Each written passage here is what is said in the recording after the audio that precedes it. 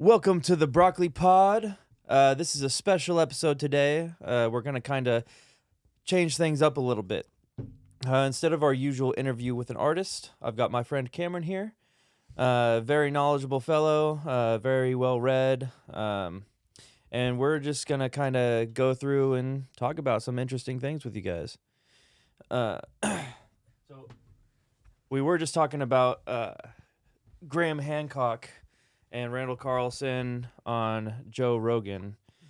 What do you think about? So you've listened to that whole episode. What do you think about the Younger Dryas and the lost civilization theory? I think it's really interesting. I've really liked following some of Graham Hancock's work because he's expressing ideas and stuff that I just haven't heard through many other people that are talking about those time Like the periods. mainstream. Yeah, the Yeah. mainstream guys that you can find. Some of his ideas, because they are so different than what you're hearing at other places, it's oftentimes very difficult to find like good sources to find out the actual like info of where he's getting his research and things from. Yeah. But just listening to him has always been just really enjoyable. And particularly with his interview with Joe Rogan, having Randall on as well. I always loved hearing that guy talk. Just Yeah. everything that he says feels like I can feel like information that I've never heard or never had explained to me in quite that way, just flowing in. And it's like you don't even really have to. It feels like you don't even have to do like the back research with Randall because He's gonna have a slide to show you. Yeah, exactly, what dude. Is It's you're like wanting to know. it's like this is how I found this out. Such an intelligent guy. He's been in the space for, like 50, 60 years, dude. Mhm. And yeah, I just think it's crazy. I really think it's interesting to think about because that's not been a big thing that people have really ever thought about until, the past 100 years maybe. About like lost civilizations. Like maybe before our advanced civilization, there could have been others. Like what's stopping that from being true? It is very difficult since it's been such a long time. Any sort of like archaeological evidence that you might try to look for is just going to be difficult Yeah, to find. if you made structures out of wood, even out of stone and metal, like after that long of time, most of it's going to be gone. Yeah. And most people in the past would live somewhere that was along a major source of water, like the coast. Mhm. And as the coastlines change and have started to come in upon the lands, then any civilizations that were formed around them would just be buried underneath the waves and so difficult to find anything ever again. Yeah, exactly. That's yeah, especially after, the ice age or whatever because the oceans were a lot lower because there was less water in the oceans and it was more spread out over the continents. Mm-hmm. And then as as the glaciers started to melt, the sea level started to rise and, everybody that was once living in a very nice place is now deeply, deeply underwater. Yeah. And unfortunately, I don't think that we'll ever be able to recover pretty much anything from them. But there is all sorts of interesting things to still be found on the land. Yeah, definitely. Yeah. Definitely. And it always makes me wonder too, like the Library of Alexandria, Mm-hmm. like what we would know if that hadn't been fucking absolutely destroyed by the Romans. Yeah. Yeah. It's I've had a few thoughts about the Library of Alexandria because my understanding of it was that it was burned down and it was like one of the greatest like repositories of human knowledge Mhm. that was lost. And here recently I've heard a few different like theories about it though. Like I believe that there's three main theories about who actually burned it down. Okay. Because it used to be somewhere that all sorts of people that were very knowledgeable would go, and there was a great store of knowledge that was held there. Mhm. But there was also several other main libraries around the world that still did remain intact, but I Okay. think it was even burned down something like twice, where it I was burned yeah. and then it was sort of kept going somewhat and then was destroyed again. I've heard the Romans have burned it through like Julius Caesar. Uh-huh. And I forget what the other two are, but I believe there's two other like sort of Like the mainstream Persians, theories. Yeah, yeah. something like that. It's it really baffles me because I'm such a curious person. Mm-hmm. Why the fuck are you just gonna burn it down? Like you could seize it. You could Yeah. make no one ever be able to go in there. Like what was so important about changing history that you had to burn down the biggest library that's like existed? I can only hope that it was an accident. If you try and like take a city and a fire starts out during it, a lot of a lot of places could be burned. I'd be very interested actually to know if it was just the library that was burned Mhm. versus like more of the city. Because if it's just the library, something's going on then.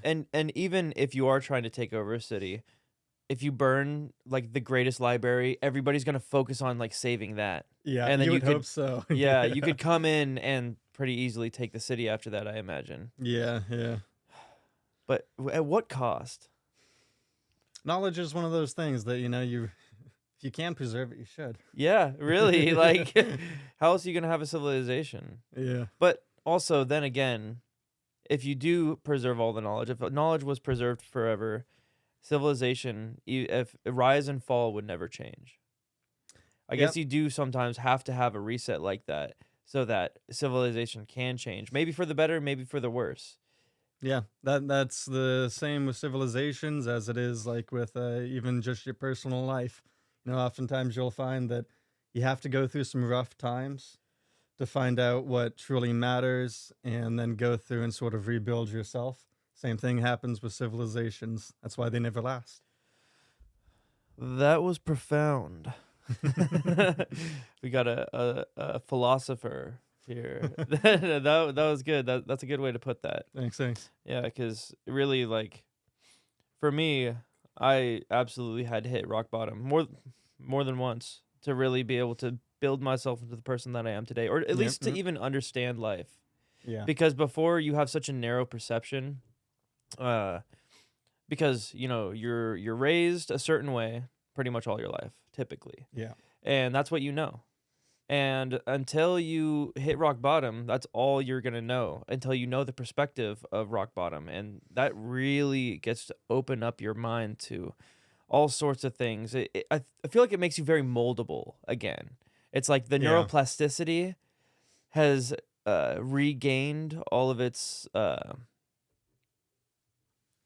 formation skill because, again, when you're raised a certain way your whole life, you don't have very much neuroplasticity in those areas because that's what you know. Yeah, they You know become those hard and things. rigid with all the habits and stuff that have been just ingrained into you through your Hmm. childhood.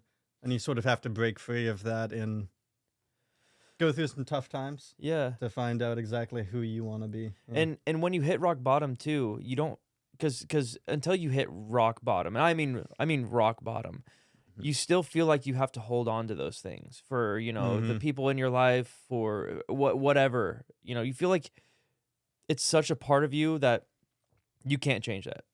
Until you hit rock bottom and you have nothing left, it's like, okay, well, here I am. Like, fuck it, let's change. There's no one else around me anymore. Like, Yeah, you that, have to boil yourself just down to the essentials yeah, before you can start to build and layer on what you actually want to do with your life. Yeah. exactly. And most of the time, you don't even know what you want to do with your life. Yeah, that's one of the hardest things. Seriously, because there's so many avenues, and today's media is just flooded with everything that, like, riches, fame, power, those, uh, patriotism, like certain things to keep the country itself running and to keep its Mm-hmm. people like entertained. Yep. So they're always constantly feeding that to us. Like, chase after this dream, chase after this dream. It's unattainable because we won't tell you how to do it. Chase after this dream though. So your whole life you're going to be chasing after something that you don't even know if you want.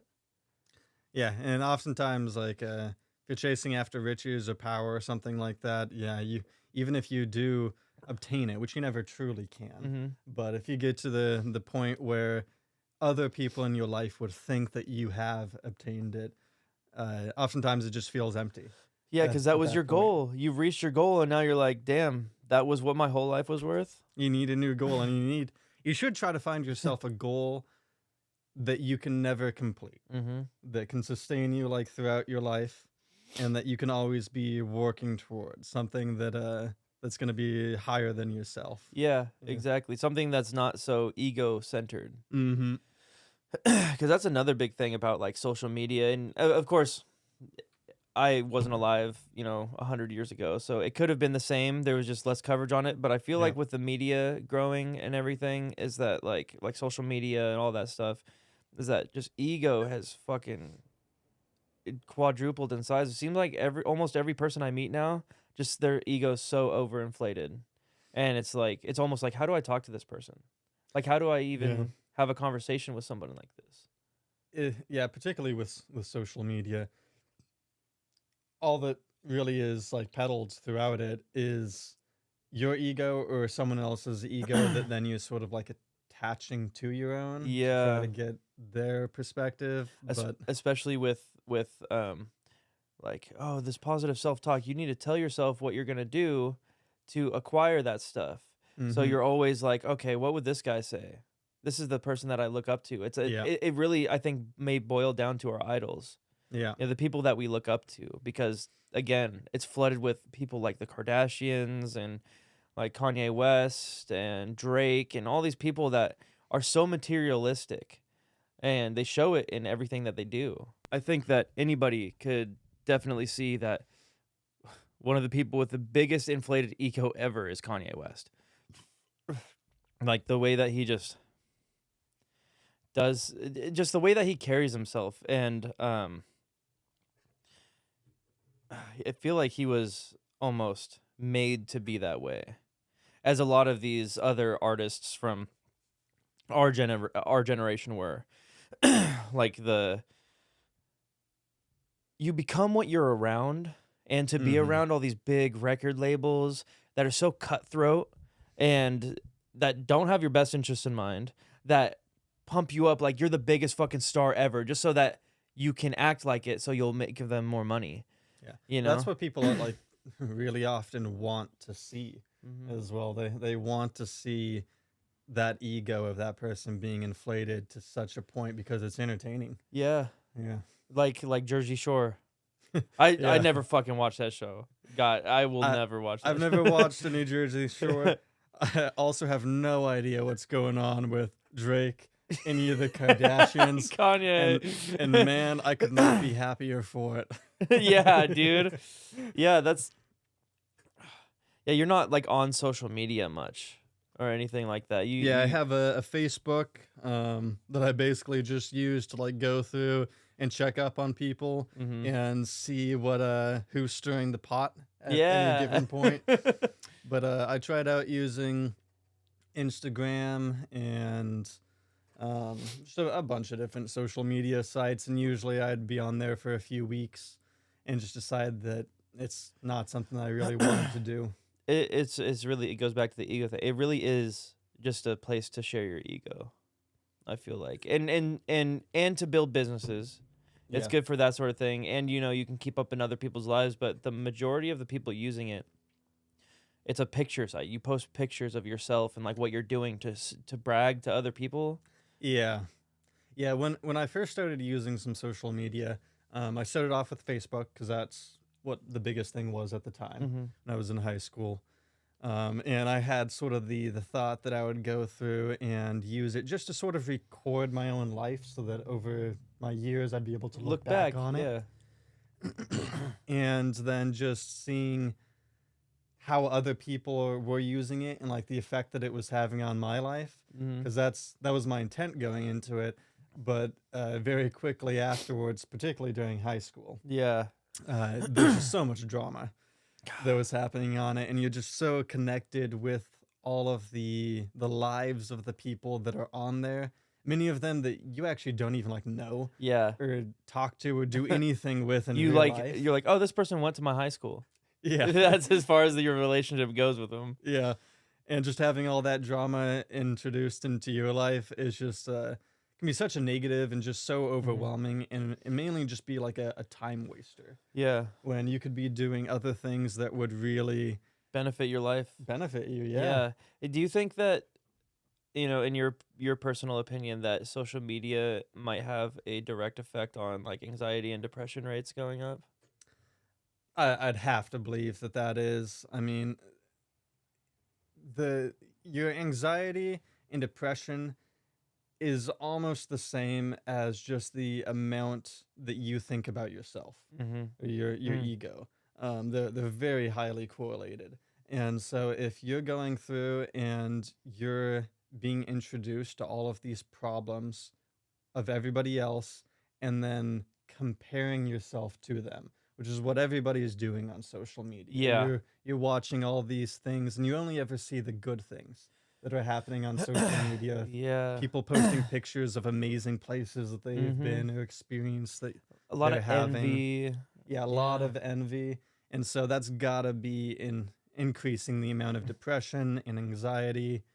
Like I'm 29 now, and I couldn't imagine being a high schooler and being infused with all of this social media that it's like there's basically no choice anymore that you're gonna be in that bucket. It's no wonder that everybody has ADHD right now and Yeah. ADD, because you can't. There's nothing. You have to pay attention to so many things in this society to, even be relevant. Like in your school, like with the people around you. If you're not posting on, social media, people are like, "Where the fuck did this person go?" Or Yeah. you're just out of the thought at all, because people don't see you and they only correlate with what they know with what they see now. Yeah, my recommendation for young people is and I'm not too old either.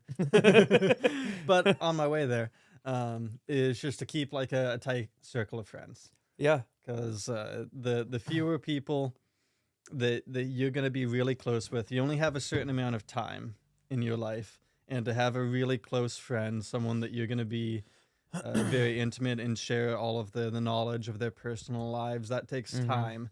And social media is just A time waster. wasting that time that you could be Yeah. spending really truly getting to know someone. Absolutely. And I'm going to add on to that a little bit too.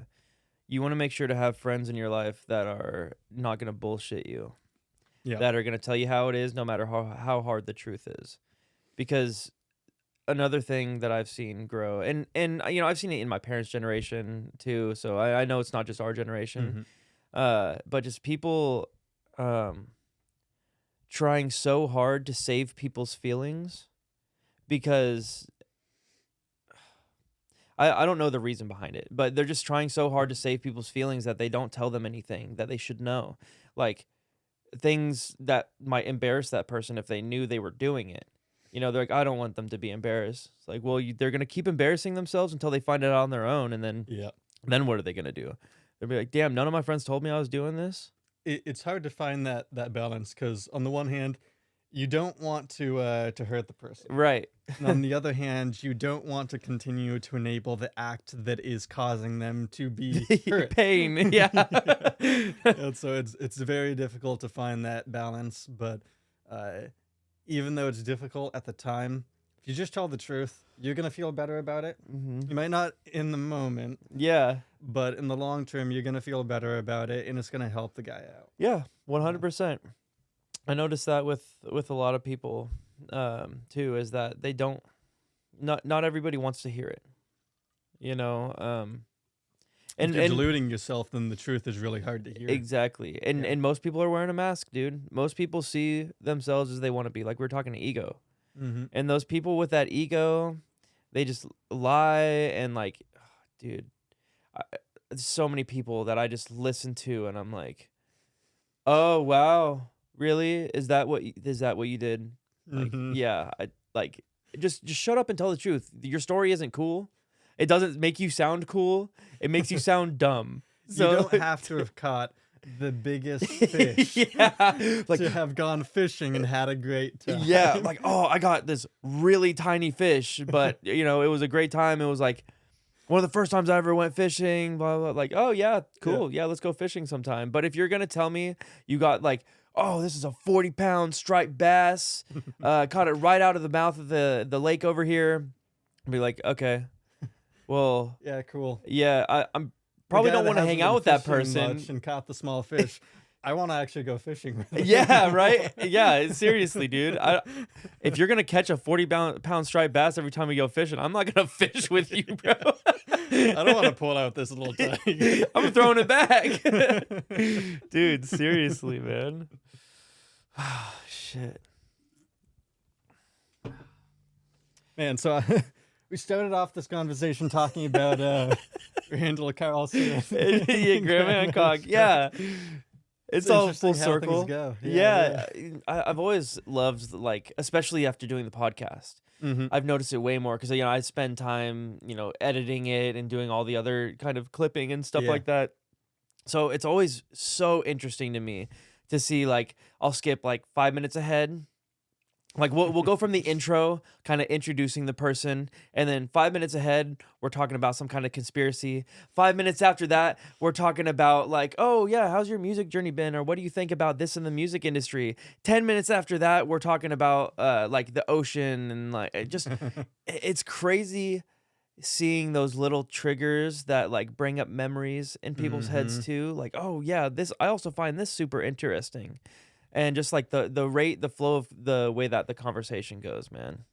It's always so interesting, because you can never like fully expect it. You can go into something like thinking, like, oh hey, let's talk about this for a while, and man, you go on a wild journey just in Yeah. a few And, minutes. and that's and that's the best way to do it is just let it free flow. Because if Mhm. you try to constrict it, obviously you can have like one main topic and like come back to it. But if you try to constrict it, I feel like it's way more forced and it's not as Yeah, enjoyable to talk about. yeah. I started to lose interest in the conversation if it's just like forced to like always stay on topic. Like you're saying something like, okay, that's cool, but let's stay. Shut the fuck All up. of my my favorite like interviewers, it's like if you watch like a bunch of like mainstream like news organizations and Hmm. stuff, it always feels so artificial. Rigid, yeah. Yeah, and that's one of the great things about doing sort of a podcast and having this more free flow is that I almost never listen to anything that's like mainstream Yeah. anymore. Just it's unbearable to Yeah, listen to, dude. even if the information that you're getting from it is like somewhat similar in Mhm. content to a podcast. Just It's not as it's interesting. not as interesting. Yeah, Yeah. you're not getting actual like perspectives. You're just getting like talking Exactly. points. Exactly. That's exactly the truth too. Is like the news. They're only telling you like these are the facts that we know. Mm-hmm. But on top of that, in podcasts, it's like these are the facts that I know. But also, what about this theory? Like I've also been thinking about like this type of thing, or like yeah, and I was talking to so and so, and they were actually telling me this about it. Yeah. And being able to bring all that collective knowledge and perspective in really changes the conversation, and I really think it's doing something really good for media. Podcasts have been very healthy, I think, Mm-hmm. for media because fuck all that news bullshit. We need to kill that. Get all your information from podcasts Yeah. because one, you can go way more into depth.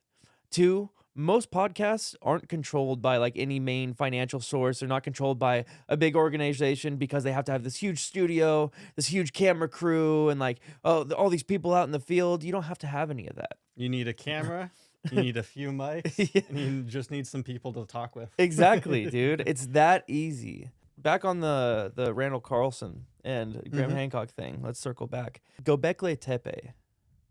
Right. What do you think about that? I know you've watched some of the show, and they've got like a lot of information about it on there too. I've seen like clips and stuff. I haven't actually watched any Oh. of the show that he's produced on Mhm. Netflix. But I have some knowledge about Gobekli Tepe. Um, I'm no means any sort of expert on it, Right. Just your but I do perspective. know that it's a really interesting site just because it is one of the oldest things that we have ever found that's pointing towards a civilization that we thought wasn't really able to be built or to be in existence at that time. Right, we just thought they were hunter gatherers. Yeah, for a long time we thought they were hunter gatherers, and that mainly just that hunter gatherers wouldn't be able to make something like that. Or get the manpower or the organization to Yeah. bring the manpower to build something like that. And so now it's sort of like disturbing the thoughts on what had been mainstream about it for such a long time, because um, either it's a lot easier to go through and build something like that Mhm. if you're just able to find the manpower to do it, and that hunter gatherers could accomplish things like Yeah. that. That's one viewpoint. Or the one that Graham Hancock is more proposing is that there was something more advanced about the people back there than at least is typically thought Mhm. in most people's imaginations about what people were doing, and that they had more capability than we think and were able to build things on a much grander scale than you Mhm. would imagine. Yeah, because the other thing that I find really interesting about it too is that another one of the theories that he's proposed is that there before the ice age, Hmm. obviously there was humans living during the ice age, right? You know, Yeah. mostly towards the equator where it's warmer. But that there was a lost civilization that which is what he proposes in Fingerprints of the Gods and his next book too, which I don't remember what it's something of the gods. Something coming up. Yeah, Yeah. it's out right now. Oh, cool. But where he proposes that there's a lost civilization because there's all these monoliths all over the world Hmm. that are very similar in style, very similar in just grandioseness, and you know, like some of the carvings you find are very similar, like depicting like kind of the same things. Yeah. They all pop up around the same time. Obviously, places like Göbekli Tepe are a little earlier, but you've got like the Sphinx, which they're now Hmm. proposing is much older than the pyramids, like another 4,000 years older than the pyramids at least, Oh wow. because Yeah.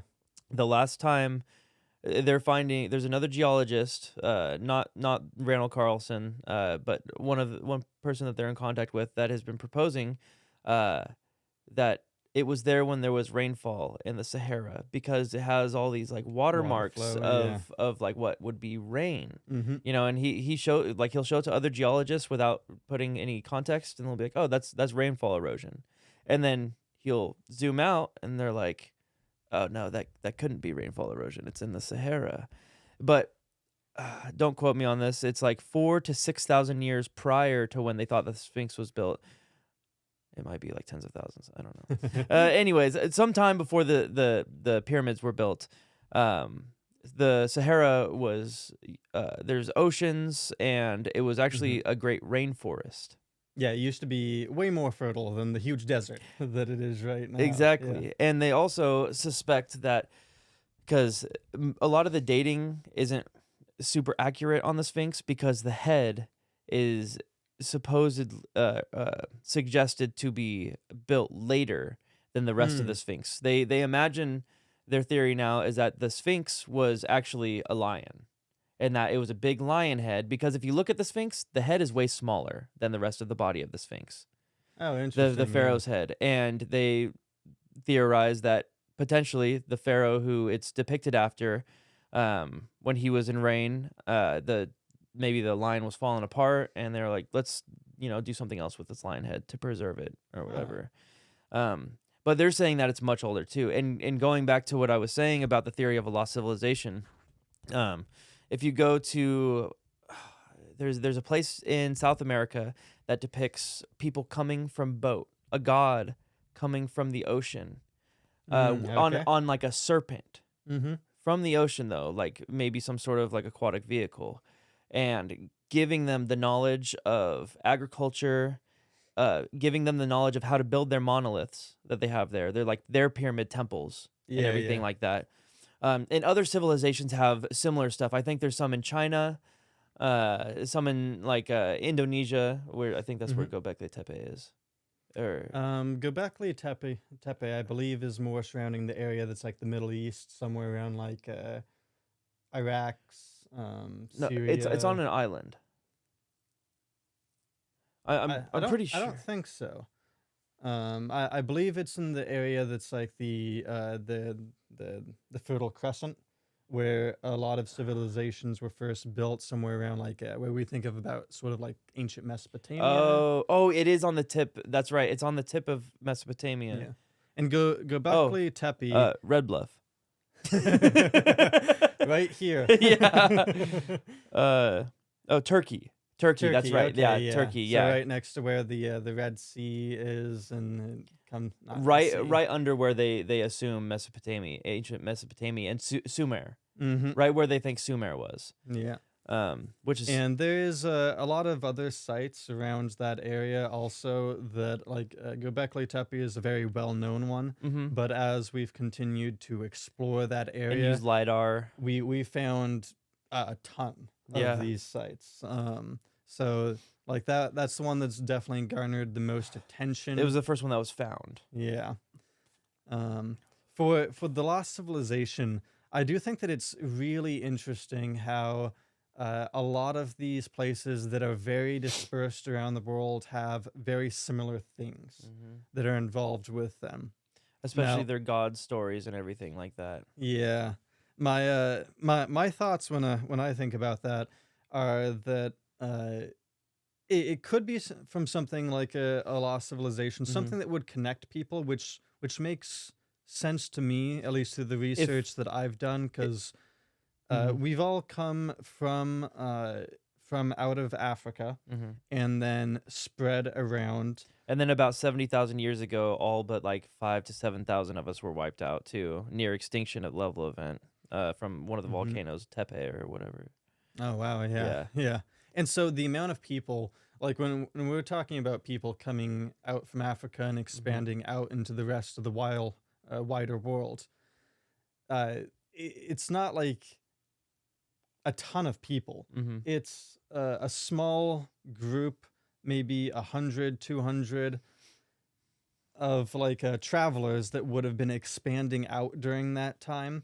And then a lot of them simply die off Hmm. because they're going into a region that they As don't know unknown, how giant to. sloths, Yeah. fucking cave Cave bears. bears, those things are Yeah, short nosed bears, dude. terrifying. Holy shit. You think polar bears are scary? And so we only get like a small portion of what we know from just the survivors that went Yeah. through. And so I imagine, you're 50,000 years ago and you're a guy that's just able to come up with a good story. Hmm.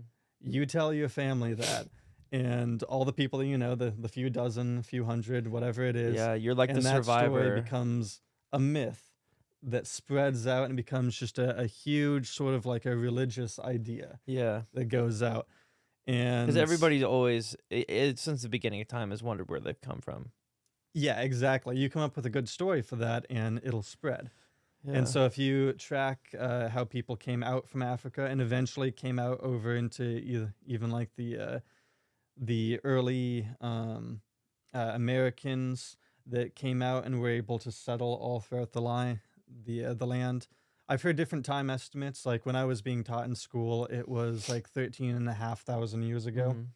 But I know more recently we found a bunch of archaeological digs right around where like the San Diego. two main ice sheets come down that Hmm. used to be there when everything was Ice in a Age. huge glacier. Yeah. That there are some sites up there that are dating to around like 18,000 years. I think they're way further back than that. I know I've heard of It's like still a mastodon kill it's that still was somewhere hypothesized. down Yeah. in That's where San like Diego is. LA, San Yeah, San Diego Diego. Yeah. area, that could be a lot further. They say that those people would have come over in canoes. Like that's their hypothesis on that. Yeah. Like up along the shore or something like that from South America Yeah, or either along the shore or when the two ice sheets were starting to melt and there's a little corridor. Mhm. Like it could be either of those. I think the 13,500 years ago, that estimate was because that's when we thought that the corridor sort of Was opened was up. was all frozen, so where they could Yeah. walk across, right? But if people were coming over on boats, it could have been, much earlier than that, several Yeah, thousand which years also before. destroys the narrative. Like hunter gatherers were just they weren't really were they building boats? I think it's like culturally sort of Okay, dependent. Like I imagine if you're living somewhere like Indonesia, that's where fair. it's a lot more island and seafaring, I think that those were like some of the first people that we have really strong evidence Hmm. of being really seafaring, Yeah. building very sophisticated boats that other Hmm. people just wouldn't have been able to build, and really being able to navigate the ocean. Yeah. And I listened to a podcast a little while ago that was talking about they were doing DNA sampling Hmm. from I believe it was somewhere in South America, either like Brazil, Argentina. I could have that wrong, but somewhere in South America where they were looking at the DNA between people that were down in South America and people that were over in somewhere over in Indonesia. They were Okay. focusing around like one island group Hmm. where there was a ton of myths from the South Americans that this is where some of their lineage had come from. Okay. And they were actually able to Interesting. find a lot of DNA correlations between those two groups Hmm. of people.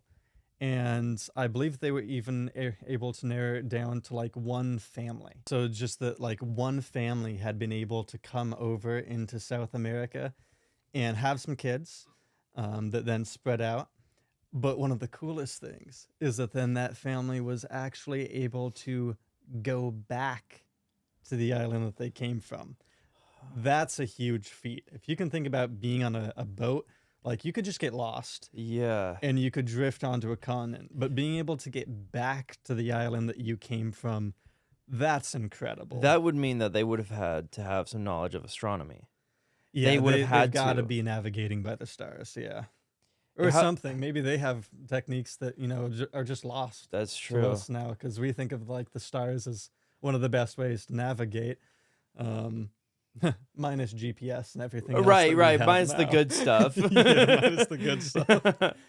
But maybe they had things that we just don't even think about being able to navigate. Yeah. Although I feel like I say, they say like astronomy was coined by like the Greeks. But also, if you're just like a civilization, you look up at the sky and you notice that, oh, those stars are always in the same place. You'd be like, we'll just go towards there. Like that's one direction. Makes That's another sense. direction. Yeah. Like if you're perceptive enough.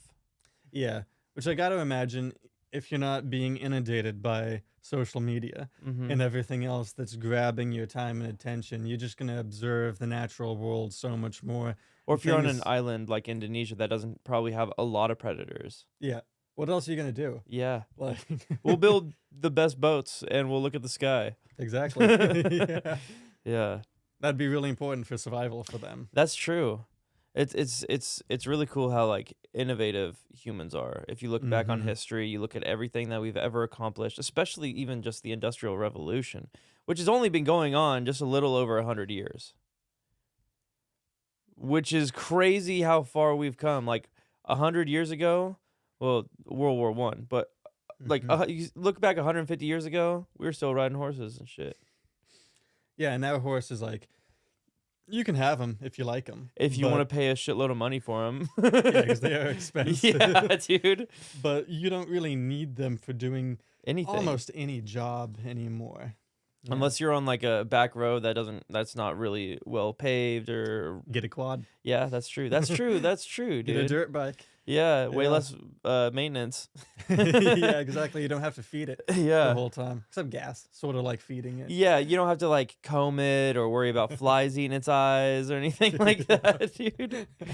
Dude, technology is something else, dude. Coming into an age that we're in, because we're still in infancy of being at this level of like space travel. Like, what the fuck's that about?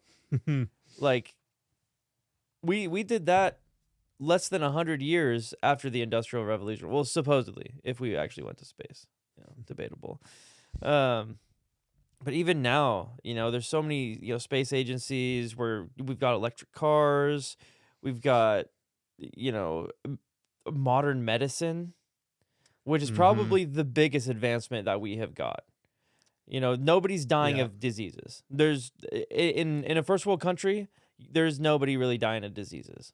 We've been able to wipe out basically a lot of the major diseases that have plagued humanity for thousands of years. Where if you were Yeah. dying, it's likely because you either injured yourself Mhm. and died from some sort of infection, or you got some disease. Mhm. Because think about how many times in your life you've gotten sick, and if there wasn't any way to cure that, you'd just be gone.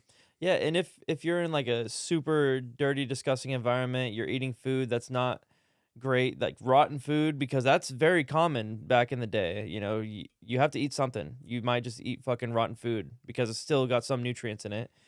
And if you're sick, dude, if you just have a cold, that cold might fucking kill you.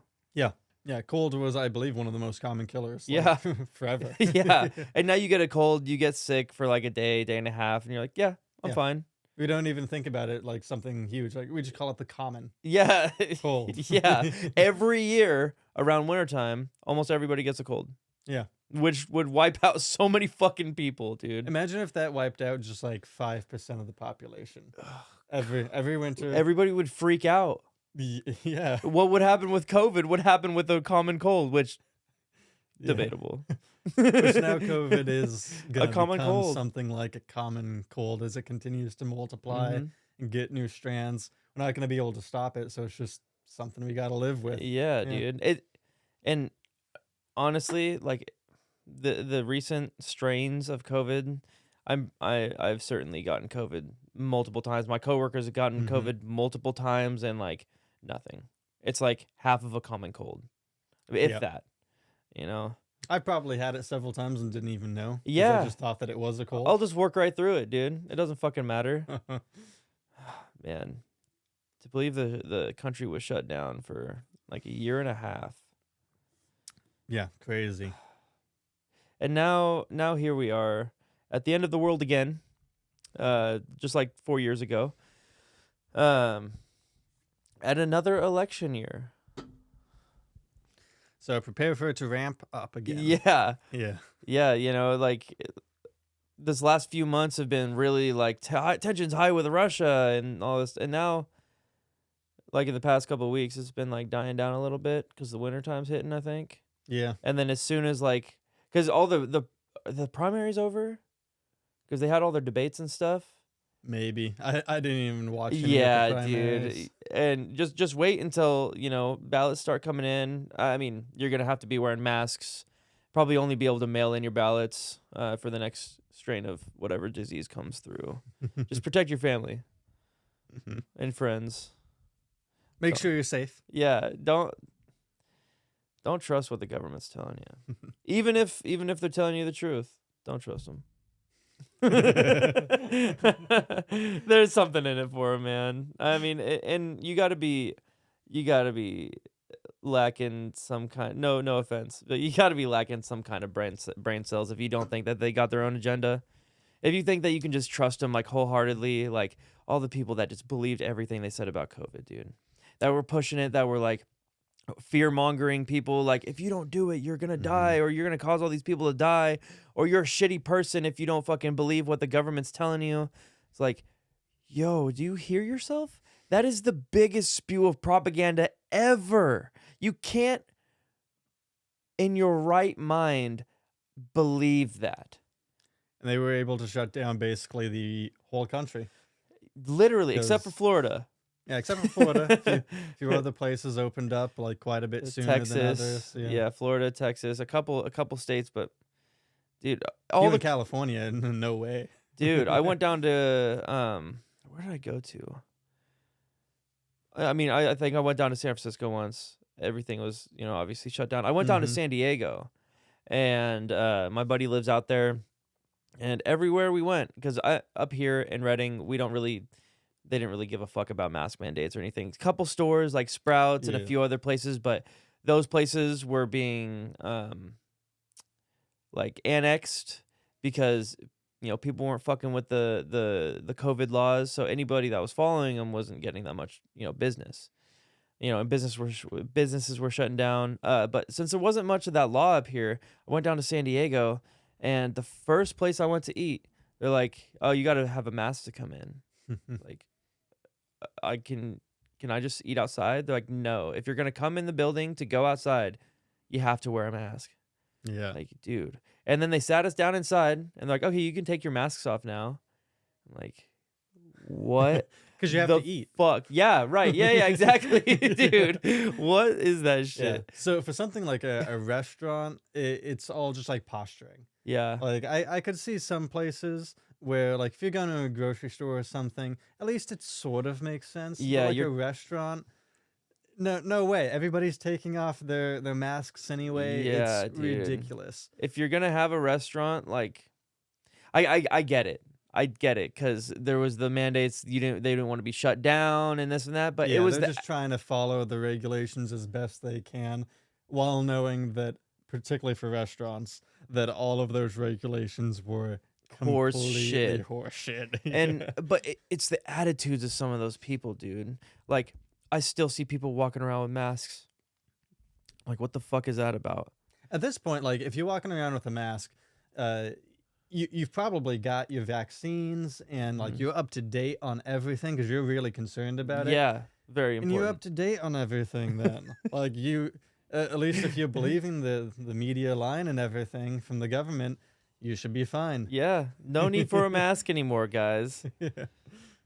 One of the most irritating things for me during COVID was I would try to, just go somewhere where I could get away from people. Mm-hmm. Like I'd go up. We live in Northern California, and it's basically like a valley that comes up, and we're at the very top of it Mm-hmm. before it gets into all of the Mountains. vast mountainous Yeah. regions. Sierra Nevadas. Yeah. Yeah, and I love to go hiking and stuff. And so during COVID, I figured, hey, can't do pretty much anything else. So why don't I Mhm. go out and do some hikes? Yeah. I go up. Every single one of the hiking trails were shut down, Yeah. and they had installed cameras on them. Like Castle Craig's was shut down for a whole year. Yeah, Like, let me go in fucking nature. yeah. I'm not gonna like stay cramped up in my house. And the installing cameras, I think, is the dumbest thing because it's just so that they can see you and know that you are out there. That's ridiculous. I can't believe that they shut down all of like the public parks, places that people could go to actually be like really far away from others Mhm. and just be out in nature. That was one of the most ridiculous things to me, along with all the other things that happened And during that time They period. shut down all the maintenance to them too, Hmm. which I thought was interesting. Where's all those funds going? Yeah, Like, it was like a they're year. still being sucked up somewhere. Yeah, dude. Actually, you know what? They were all sent to Ukraine. Ah, Yeah, for our proxy war. yeah. To fight for their freedom. Yeah, yeah. For sure. 100% from the country that owns them. How does that work? Pretty sure that before we were super involved with Ukraine, we had like considered it one of the most corrupt countries in the world That's for right. a long time. That's right. And wasn't Zelensky a comedian? Sure, been doing a lot of funny stuff. Yeah. So I actually heard this recently that he used to be a comedian and an actor, Okay. and that's what he did for a living. That is basically like what politics is. It really, yeah, it really is. That's why, like, you could go from being, I mean, there's not too many people. Arnold Schwarzenegger Yeah. from being an actor, He was the governor. dude. And you know what? I actually liked him a whole hell of a lot better than fucking Newsom. That's true. The- Yeah, so surprisingly, that was true. dude, how do you? It's another thing that doesn't make sense to me, dude. How do you go from ruining a city? He has ruined San Francisco. San Francisco is uninhabitable by normal people. It's one of the most disgusting places in the United States. 100%. I haven't seen too much of the rest of the United States, but it is disgusting, dude. The crime rate has gone up. And did you see that they cleaned up all the homelessness in San Fran because Xi Jinping, or whoever the president of China is, the main guy in China, and a couple other representatives from other nations are coming to San Francisco. So they cleaned Oh, up, really? they got rid of all the homeless people. They cleaned it up. They put fences up. They put, stuff so no homeless people could sleep there. And all the homeless people, like almost overnight, are gone out of San Wow. Francisco. Wow. Yeah, I haven't been down there in a little while. Last time that I was, I stopped by a few like restaurants and stuff to get some food when I was down there, and just the amount of trash was disgusting. Yeah, dude. It used to be like a really cool place. Even when I was young, there was a lot of crime, Mm-hmm. but still, it was still it was still a beautiful place. And when I was really young, going there was just nice. Yeah. Going on the tram, going just all You over used to be San Francisco. excited to It's a like go down there. That was a Yeah, cool dude. journey, but now it's like, oh, well, I'm having to go down to San Fran or Yeah, LA. what a city it was. It really was such a pinnacle of civilization at one point. Hmm. And they've just fucking turned it to absolute shit. And which leads me back to it, like, where the fuck did they ship off all those homeless people? I had to go somewhere. Yeah, dude. I swear to God, if we start seeing some homeless people up here, more than normal, we got a shitload. Yeah, More we than do. the normal amount of homeless people up here. If we were under the old mayor, I think something like that would definitely be feasible. Because, Mm-hmm. you know, in the past, we've taken, prisons, parolees, and uh, the other one, parolees from High Desert and a bunch of other maximum security prisons, pedophiles, all sorts of people, and they And just just got dumped shipped here, them up dude. here to Reading. Yep. What a terrible fucking idea that was. Now, Yeah. even if you're trying to get money as the mayor, why are you gonna turn your city to shit? Why are you gonna do that, bro? It must have been a shitload of money, honestly. I'd hope so. Like, at least you got to get something out of Yeah, that. dude. Yeah, you got to have like a 10-year plan. All right, we're gonna make you governor of Connecticut in 10 years. Yeah. You can fuck this place up, and then you can leave. Yeah, dude. Yeah. Move your whole family out of here. Yeah. I work down in Red Bluff, which is like half hour below where we are right now. And pretty often when I have a little break or so in between work, I'll get a little bit of food and then go out and just sort of explore a little part of town Hmm. that I've never been in before. Yeah. Um, and if I'm going out anywhere that's more towards the bush, there is homeless encampments all over the place. I was walking down next to the river, this little like park section that's supposed to be, somewhere nice for the public to go. And there was several like encampments set up right there in the park, Right and on the water. yeah, right next to the water. And then there's a whole like beach section as well that extends out for a little ways. And I just took a walk down there, and I counted like 18 different encampments that were all a pretty decent size, where several people were definitely living in each Yeah, one of those. That was just a little tiny section right in the smack dab middle of the town. dude. And that's just one area. I've walked to a bunch of other parks, and just anywhere that there's a little green strip that no one else is inhabiting. There's a ton of homeless people all throughout there. I mean, it's natural to want to live by that If I kind of was homeless, stuff. I'd want to live next to the water Yeah, too. that'd be Yeah, nice. that'd be nice. Homeless has become such a problem in America Yeah. because I think it's with the rise of like socialist values. Because again, when you have a major metropolitan area, the last thing you want to do is piss everybody off because everybody's already stressed. It's Yeah. so easy to get upset. So what you're going to do is you're going to be as nice and as amicable to everybody around you. You have Because to deal with the hundreds of people every day. yeah, You can't be having problems with each of them. exactly, dude. Exactly. And it makes sense. It does. Yeah. But if for it to spread so rapidly around, the whole country, it's like you really have to find a balance. It's not easy to it's really hard to find a balance. Because everybody's got different levels of, stress and anxiety that, different triggers that'll be set off or whatever. But the more you have a society that is this amicable to everybody around them for any cause or any reason, the more problems that society will grow to have. Mm-hmm. Like homelessness was never a problem back in the 50s and 60s.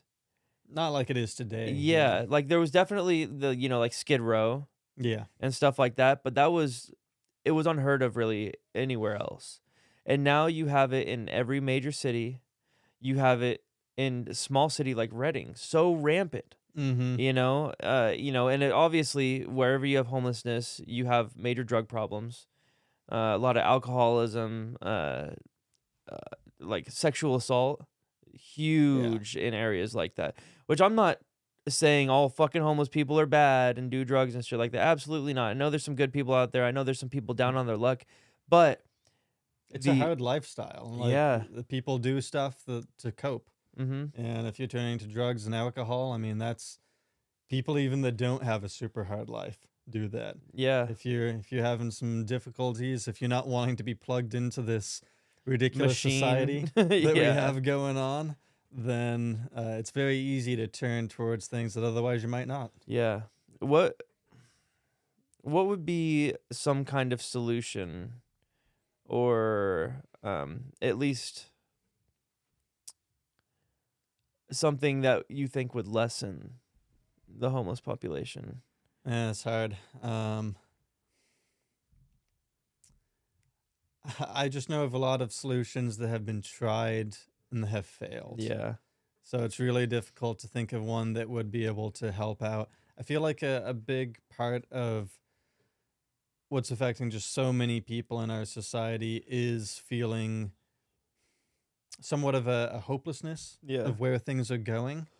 So definitely. I think people need to try to be a little bit more plugged into whatever community that they do have. Yeah, If you have some people around you that can help support you and go through and just make you feel like you've got some purpose in your life, then you're probably going to, first of all, if you're having a really tough time and you're not able to go through and maybe afford to have your own place, to give yourself good food, anything like that. If you've got people that really care about you, you can usually lean and support mm-hmm, and get the support from them. So if you are someone that is homeless or just having a tough time in general, just trying to find a good community. yeah, Because as long as you have that, there's usually something. At least if you're not able to think of something to make your life better, someone in your community will. yeah, That's what a bunch of my friends have been able to help me with when I've had something in my life that I've been doing that has just been dumb. yeah. Then someone usually says something and it Mm-hmm. makes me think, yeah, maybe I shouldn't be doing that. And that And that the small little things just build up. yeah, that really goes back to what we were saying about having a strong community, having people that won't bullshit you, having people that will tell you like it is. Mm-hmm. I think it really can help you out of a lot of the troubles. Don't save their feelings, man. If it's something that's serious enough or something that you notice in them, at least bring it up. At least mention Yeah. it. Talk to them about it. People are a lot more understanding than you'd think. Especially like there's definitely a right way to do it, don't talk to them in front of a bunch of friends. Don't Yeah, do it in private, do it Mhm. in a way that you would want to have done to yourself. Just follow the Exactly. golden rule, Exactly. basically. Yeah. Exactly. Yeah. Do it the way that you would want it to happen to you. Yeah.